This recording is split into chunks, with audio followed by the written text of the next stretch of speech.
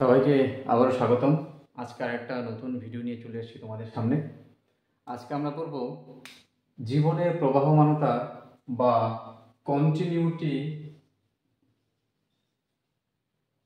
Of life চ্যাপ্টারে, অর্থাৎ দ্বিতীয় চ্যাপ্টারে ক্রোমোজোমের প্রকারভেদ, দেহ বৈশিষ্ট্য এবং লিঙ্গ নির্ধারণের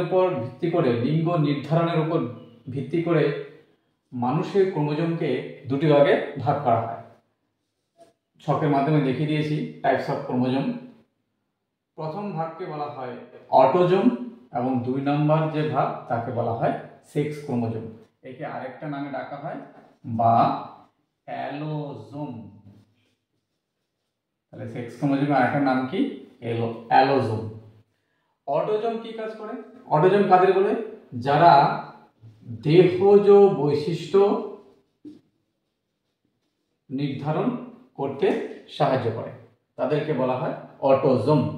তাহলে আমাদের কিন্তু ক্রোমোজোমের সংখ্যা টোটাল হলো 46, অর্থাৎ 23 জোড়া।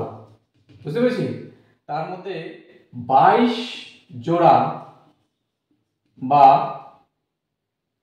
44টি হলো অটোজোম।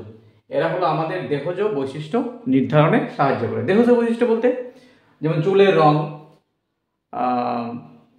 মুখের গড়ন, তারপরে গাত্র বর্ণ, কালো সাদা ফর্সা ইত্যাদি, এইগুলো হলো সব দেহজ বৈশিষ্ট্য। এই বৈশিষ্ট্যগুলো নির্ধারণে সাহায্য করে যে ক্রোমোজোম, তাকে বলা হয় অটোজোম। নেক্সট হলো সেক্স ক্রোমোজোম বা অ্যালোজোম। সরি, বানানটা ভুল হয়েছে, অ্যালোজোম। অ্যালোজোম অর্থাৎ এরা হলো লিঙ্গ নির্ধারণে সাহায্য করে। লিঙ্গ নির্ধারণে সাহায্য করে অর্থাৎ এখানে দেখো দু রকমের হয়। পুরুষদের ক্ষেত্রে কিরকম হবে ক্রোমোজোমটা?